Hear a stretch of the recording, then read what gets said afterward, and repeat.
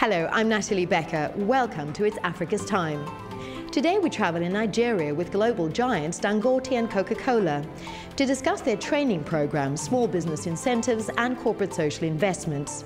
We focus on the impact of these initiatives on grassroots transformation within the Nigerian society and in particular on the long-term benefits for women and unemployed youth. But first, we chat with Moisolo Akwajiu from the United Nations Development Programme about inclusive business in Africa. For encouraging African governments to set new benchmarks, it's going to be about actually negotiating with the elites who right now have got control of all the production factors in Africa. They've got control of the politics as well, to create greater space for the poor, to actually have a voice in the way that things are run, to actually have a say in the way that they want to see development and what should be going on. We're also working with government to ensure that whatever policies are created, whatever programs are designed and are being implemented, take into consideration issues that affect the poor. One way in which we're instrumental in ensuring that SMEs are taken into consideration, so the capacities are going to be built, availing of opportunities provided within those value chains, and for linking them to big business. There's a lot of conflicts in different parts of Africa, and that is bringing home to us the need for greater involvement of the masses. And once people are beginning to sit up to recognize that, yes, the poor also have to be listened to, then it won't be such a long distance to persuading them to say, create more space and get them to be more involved.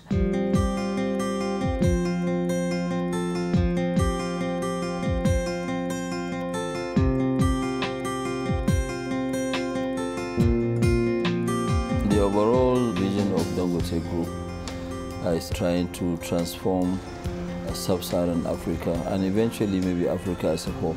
Cement is one of the key areas that we believe will be able to transform Africa with. We have rolled out massive expansion plans, of which I believe in the next 2.5 years, in cement alone, we'll be producing 55 million tons in about 16 African countries, which is quite a lot. We are into various types of activities, including we are in integrated cement plants, we are putting up grinding plants, and we are putting up cement terminals.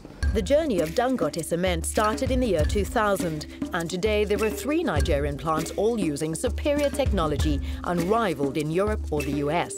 The company's focus is to produce extensive quantities of high-quality cement, with an emphasis on social and environmental responsibility for the business's long-term sustainability. The Abuja plant, the single largest cement plant in sub-Saharan Africa, produces over 10 million metric tons per annum. In Nigeria, which was the second largest or the first largest importer of cement in the world, virtually all the importation has gone. So every single importer has gone into manufacturing.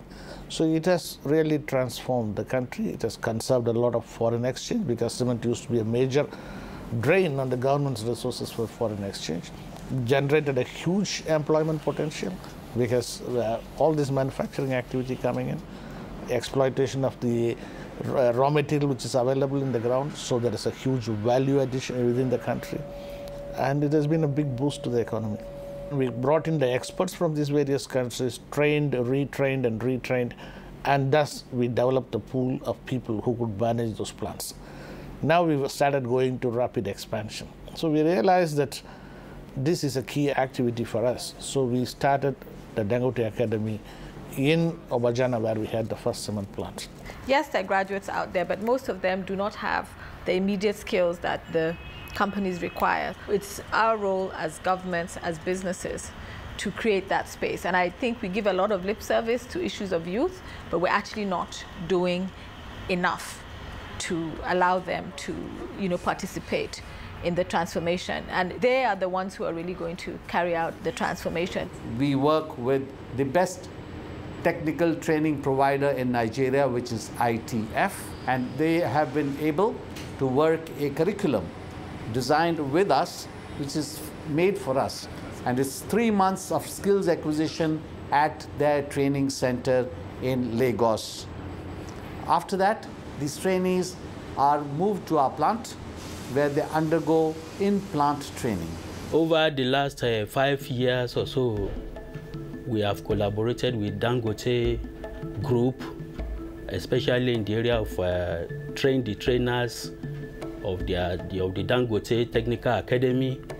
We have offered them courses in electrical, electronic maintenance, in mechanical machine fittings, in welding and metal fabrication, and in instrumentation and process control. Right now, my trainees are working on surface wiring system. 2 points of lights controlled by individual switches. We make use of this board to do the practical installation work. Then the second aspect is industrial installation work. For industrial installation work, we deal with electromechanical controllers. Then we have this like a simulator where we use in trainings. It's called the electromechanical controllers. It would have been difficult getting a job without the Dangote Training Academy because we have fast-growing industries here. With your skills and vocational training, you can gain employment easily. I would like to see myself working in Dangote Group, holding a good post, and also impact on others what have been impacted in me. Within 3 years, the Academy has trained and absorbed almost 600 people for employment within the group. It is also an umbrella organisation which addresses the overall training and talent development needs of the group. Therefore, in addition to the provision of technical training, management development programmes have also been instituted for existing staff members in the areas of communication and IT, as well as supervisory development. Well, the strategic objective, first of all, is to broaden the knowledge base. And secondly, to make sure that, yes, whenever we need people to employ who can actually work, employable people, that academy will produce them. And it's not only for us. When we finish training them, you can either work for us or we'll look for a job for you elsewhere. We also were mindful of the fact that we have an obligation to the society. People in one batch, 85% we take and absorb them within the company, and balance 15%. We leave it out, give it to the industry by training them free of cost for them to be absorbed in any company. The Dangote Academy in Nigeria may not be able or may not be sufficient to fulfill the requirements of our businesses in other parts of Africa. So our plan is also to look at very seriously build 2 more satellite Dangote academies, one in Western and Central Africa. The country has not been decided, could be Senegal or could be any other French-speaking country, and one in South Africa and East Africa. And this academy, we are now trying to transform that academy into a university, so that we are now training all our artisans, our engineers, including taking them abroad for a course.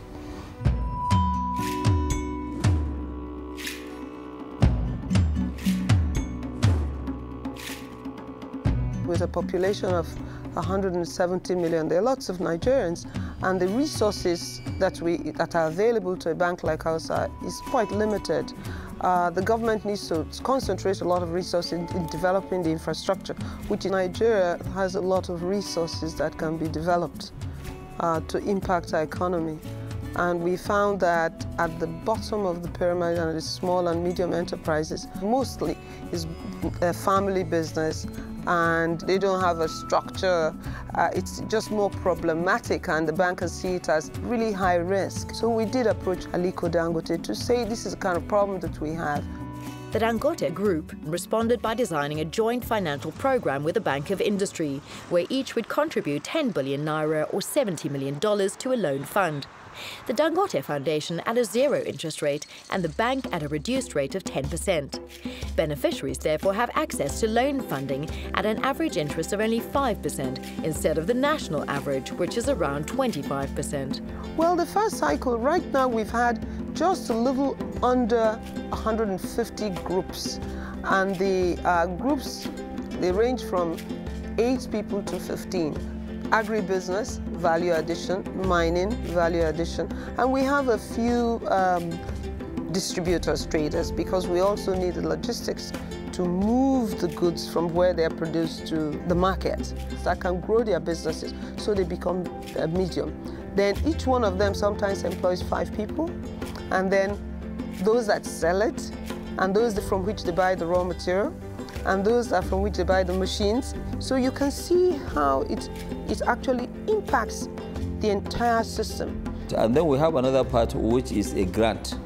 This grant, we are going to local governments, 1,000 women per local government, so that they can start their petty trading. It keeps them busy. And then on the other part, the government will use their money to train them. But the money that we're giving is like a seed money for them to start business or to increase their working capital. At the bottom of the pyramid, it's huge. So far, we've reached just a little over 200,000 women. We started in January. Individuals can simply get up and create a business opportunity, provide a service, use their intellectual property, use their productive resources, borrow money, and create value. As we see democracy taking root in Nigeria, then the role of the private sector becomes more aligned and collaborative with government. I think it's also a question of what then is your role on the philanthropic side, in terms of advocacy, in terms of policy, in terms of what you look at, and how that then enables your business to also continue to thrive. It's a foundation that was established by Mr. Dangote in 1993. He felt it was very important that as his business was growing, the give back to society would also grow. The level of giving last year was $100 million.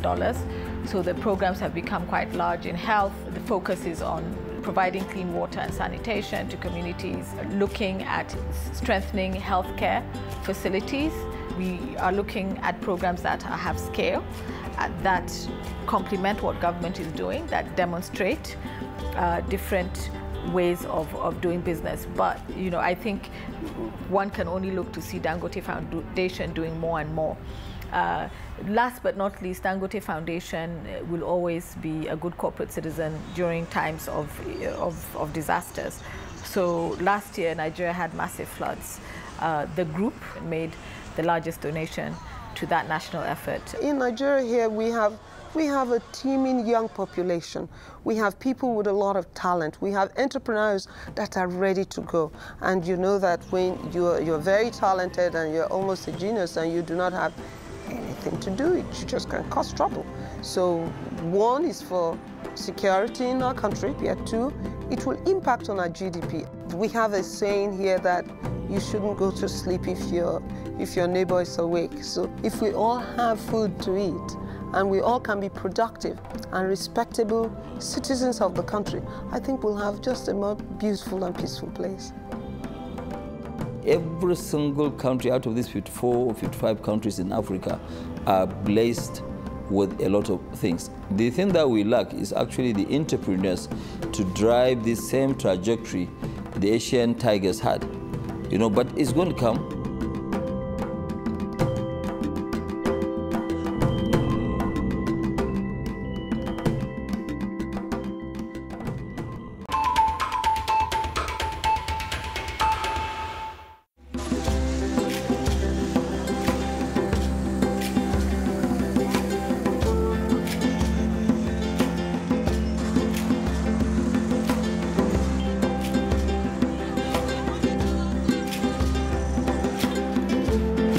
Nigeria has a population of 170 million people, and half of these are women. Women are instinctively nurturing, and they take that skill to their businesses as well. They are also natural relationship builders. That allows them to build strong customer relations, as well as they are less distracted generally from their businesses. There are a number of barriers that women face to doing business in Nigeria. Some of them are cultural, some of them are social, and some of them are economic. But I think that over the past couple of years, we've seen the cultural barriers diminishing because of the rate of urbanization and the rate of women empowerment generally. Right now, we are dealing more with the issues that are economic. Our women in Nigeria are just generally or exceptionally entrepreneurial, and we're using the 5x20 program to enable that.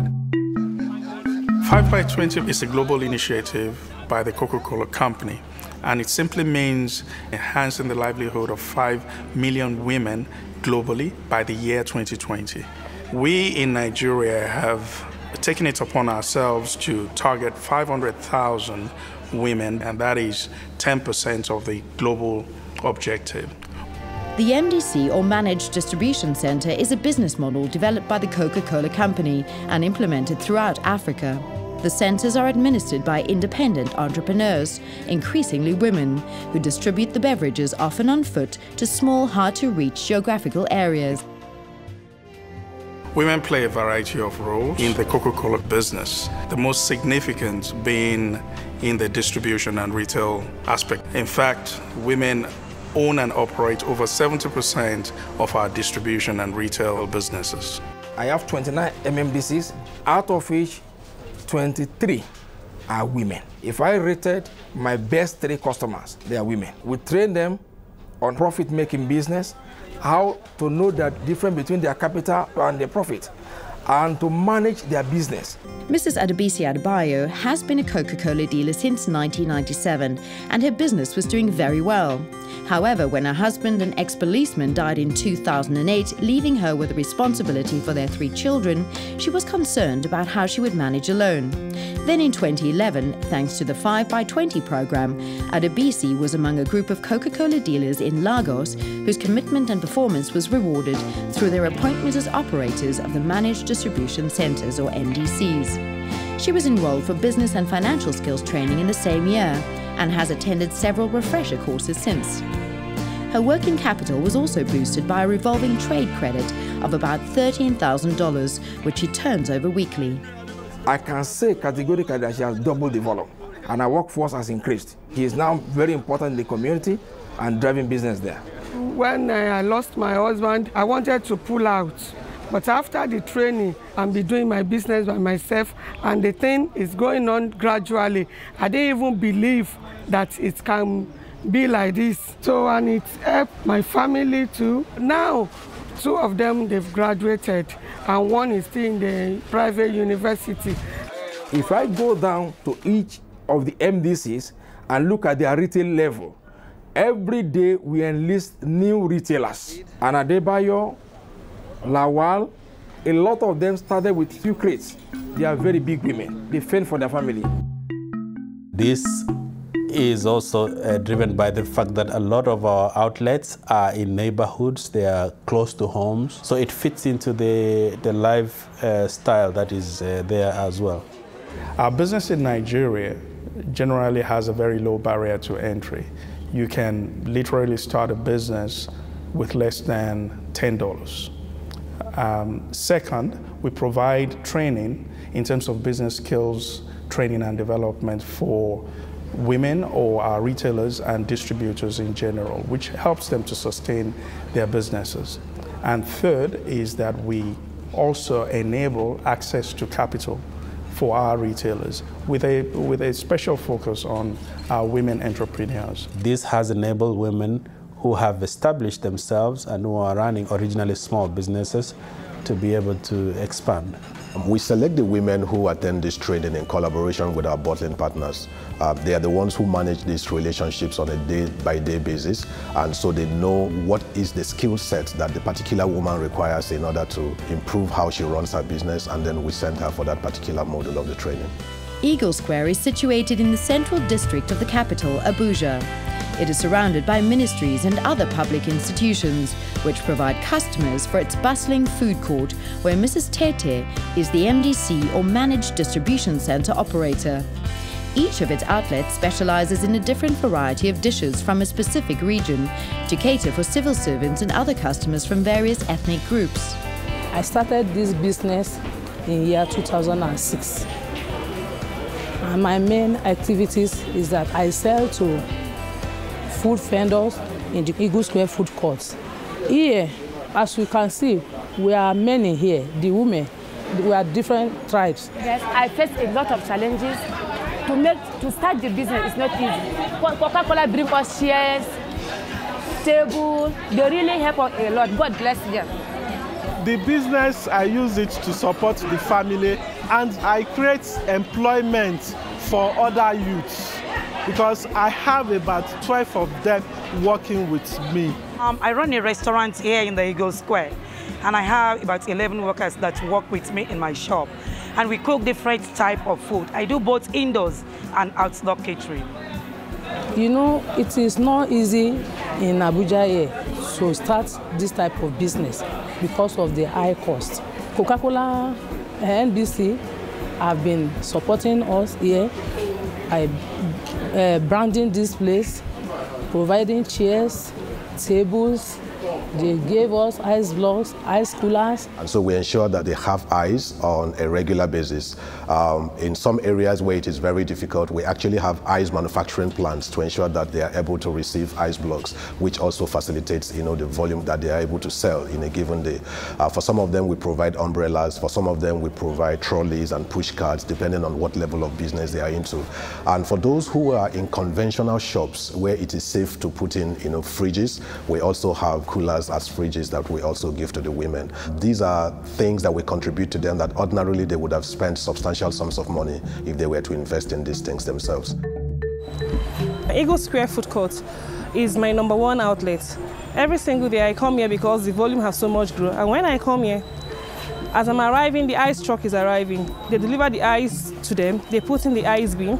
The vendors here come to pick the ice. Then they get the truck carrying the product comes along too. They get their products, they ice the products in the ice bin. This happens in the early hours so that by 12 they can start selling their food with cold drink. This business has a great impact on me personally and my family. Through this business, I've trained my children, I assisted my husband in family, I've built a house, I bought a car. I'm now an experienced person in business. There is no business that I cannot lay my hand on now. My advice to other African women is that they can be a dealer, a retailer, or an wholesaler. If they're into this business, they will make it very fast, and it's really going to help their family a lot. Women really form a very strong bedrock of the economic activities, and it's the foundation by which homes are growing in Africa. So I believe that this has a big economic impact on the families. It has a big health impact on the families. It has an impact on education of their children and the overall well-being of society in Nigeria. Beyond the impact on their businesses or their finances, we find that as individuals, the women become even more confident. They can contribute not only in terms of finances, but also in terms of decision-making in the households, and of course, in decision-making in their communities as well. So they become more productive and more representative members of communities. We would like to set an example for other large corporates that are operating in Nigeria on how you can use your value chain to give back to the community and at the same time enhance your business. The UN MDGs, what that has done is to provide a broad framework where all the stakeholders, whether they be private sector, whether they be civil society organizations or government, and all sorts of non-state actors, can actually come together. They have a framework within which you can make concerted efforts to achieve very definite and trackable goals. So for instance, if we're talking about nutrition, we have Nigeria currently trying to join the G8 initiative for food security and nutrition. That's a very definite target to lift 50 million people out of poverty within the next decade. So that's really good. It provides that framework. And without the Millennium Development Goals, I don't think that we could have been talking all together, singing from the same hymn sheet. So the UN has been very, very instrumental. Thank you to all the partners and contributors who've helped to make this first series of It's Africa's Time possible. And a very special thanks to all our viewers. We'll be back again soon with Series 2. But for now, thanks for watching.